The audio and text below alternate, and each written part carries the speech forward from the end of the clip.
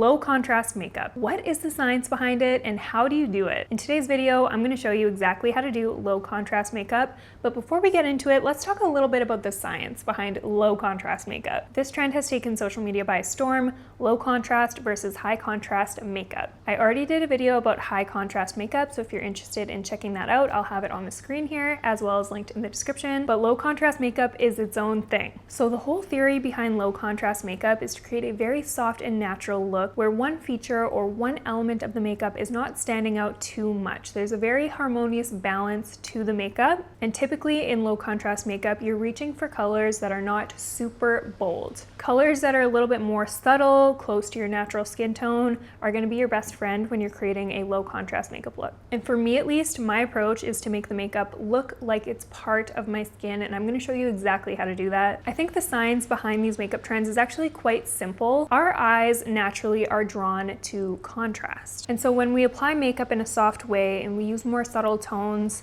naturally the makeup is going to be more soft and less abrasive to our eyes. It's going to look more cohesive. By using colors that are closer to our natural skin tone and by using a technique that allows them to look very natural, it creates a more soft and blurred effect. Overall, this is just a very flattering way to do makeup, and it really does suit most people. Allegedly, I'm a high contrast makeup girl. I don't know. Leave a comment down below. What makeup contrast am I? Personally, I prefer more low contrast makeup. I feel my most beautiful in this style of makeup. And I honestly think you'll feel really beautiful with this kind of makeup too, but you gotta make sure you use the right technique. So let's get into it. Starting with the skin, I really just want to achieve a natural looking, soft, glowy base. So what better to use than my Charlotte Tilbury Hollywood Flawless Filter as a base. I like to add this to my skin to give a little bit of warmth, a little bit of glow. This looks pretty natural on the skin, but it gives a slight tint to just kind of even everything out. I'm blending this out with my Hourglass foundation brush, and I'm making sure to apply this in a nice thin layer. So that added a nice glow to the skin, but I still want a little bit more coverage. I'm going in with the NARS Pure Radiant Tinted Moisturizer in the shade Light Zero, and I'm applying a light layer of this to my skin just to further even out my skin tone. My approach with skin for low contrast makeup is to keep it looking natural, but still achieving a flawless finish. I want my skin to look very healthy and very evened out, and that's why I love this tinted moisturizer. It applies so beautifully on top of whatever you have underneath. I've never had an issue with pilling with this tinted moisturizer, and it gives me a very natural effect, but I still do feel like it gives me a more perfected finish. Those two products together create such a pretty base. My skin looks so natural, and it's got that natural skin-like glow as well, which is essential. When the skin looks too matte, it's kind of a dead giveaway that you're wearing makeup, so I like this sort of finish, especially for a low contrast makeup. And in person, it does not even look like I'm wearing anything on my skin. Now for contour. Contour is basically like adding contrast to the face, so I really wanted to pick a product that's going to give me a very subtle and natural effect. I'm using the Soft Sculpt Bronzing and Shaping Serum by Makeup by Mario in the shade Fair, and I'm going to be completely honest with you guys, I'm still deciding whether or not I like this product for daily use, but I do think for low contrast makeup, this might work really well. I'm using the Doe Foot applicator to apply that contour in any of the areas that I typically would. I like to put a little on my forehead, cheekbones, a little bit on my jawline and nose, and then I'm going to blend that out with my Refi dual-ended brush, and I'm really going to take my time blending this out. You don't want to see any lines. The whole point of low contrast makeup is to not see where the makeup starts and where it ends. So make sure you blend your contour really well for this step. One thing to note about this product is its thin serum-like texture. It blends really easy, but again, it gives very, very minimal effect, which is okay for this makeup, but for every day, I don't usually reach for this. Now that I'm looking at this bronzer in the camera, it does look pretty good. I don't know why I can't decide if I like it or not. You guys, what do you think? Does this bronzer look good? What are our thoughts? So now I'm gonna go in with concealer, and I'm going in with my Giorgio Armani Luminous Silk Concealer, and I'm just applying that in all the usual areas, underneath my eye, centers of my face, and on top of any blemishes I might have. This concealer is really good because it's light to medium coverage, but it really doesn't look heavy on the skin at all. It's very skin-like, but it really does give you a perfected look, so I thought it'd be perfect for this makeup look. All right, time for blush, which I'm sure if you're familiar with my channel, you know I can get a little bit carried away with. So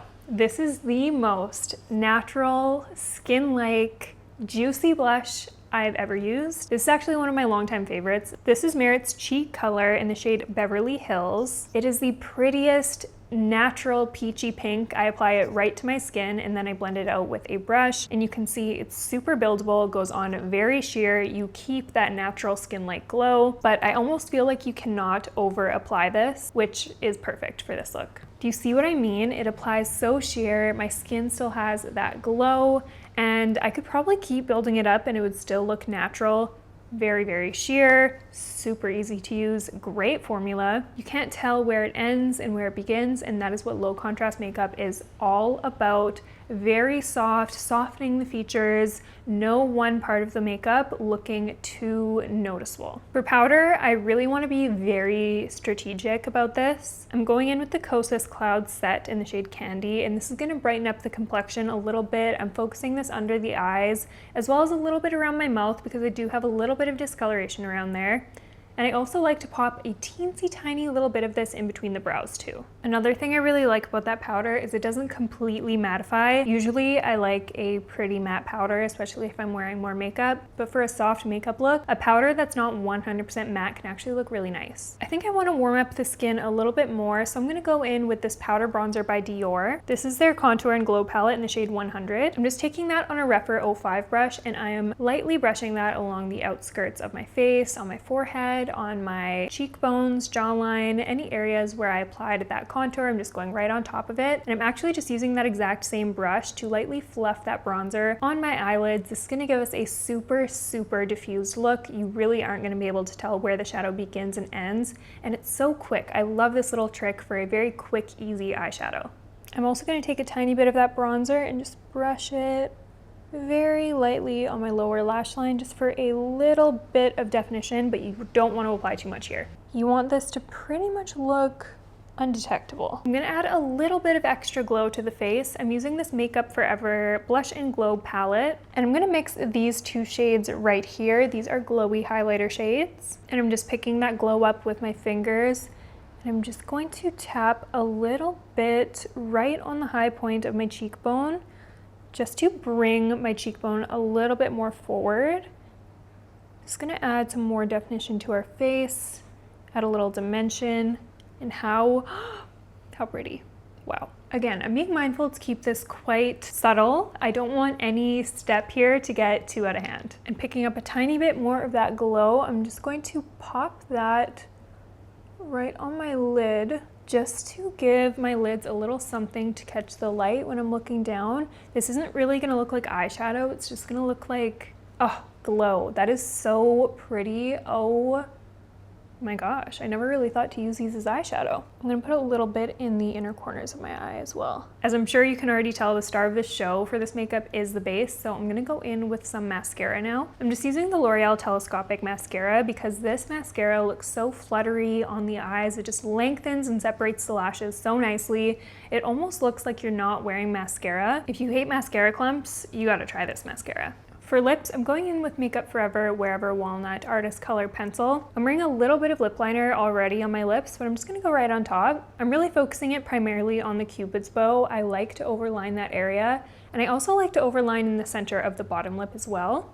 And then I like to just soften it out by patting it with my finger. And I really just want a very sheer wash of color on the lips, so I'm going in with one of my favorites, the Ilia Hold Me Balmy Tint. I like to just tap this lip balm right on top of my lips. It gives them the prettiest peachy pink tint, and it's also very hydrating and natural looking. A lip just isn't complete without gloss, so I'm going in with my very own Charis Cosmetics Water Gloss. Truly the glossiest lip gloss ever. Just look at that shine. It looks like wet glass on my lips. It's insane. I also love how this formula smooths out the fine lines that I have in my lips. It just makes my lips appear more plump and full without that harsh burning sensation. Like, are you guys seeing that? Look at that shine. Immediately, the lines in my lips are smooth, and my lips were so dry going into this video. It's like instant hydration and plumpness. I'm gonna go in with a little more bronzer on my lids just because I want a bit more definition here. I'm just using that same one by Dior, and the beauty of this makeup is because we're working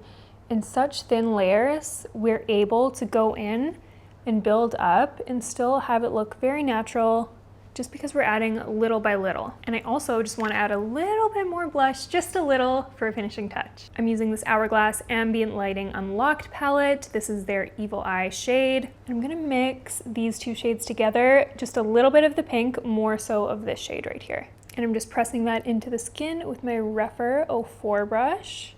Oh, that is the perfect blush shade. This is also going to make the blush last longer throughout the day. Since we're working with cream products, sometimes they can slide around a little bit, so setting them with a little bit of powder is never a bad idea. Plus, these blushes really do preserve the satin-like glow our skin naturally has. They're definitely a little bit luminous, which is something I love about these blushes. And that's the completed low contrast makeup. What do you guys think? Do you prefer more high contrast makeup or a more low contrast makeup? Let me know in the comments down below what team you're on. Thank you so much for watching. If you haven't already, please give this video a thumbs up and subscribe to the channel. It really helps me out so much. Thank you for watching, and I'll see you next time.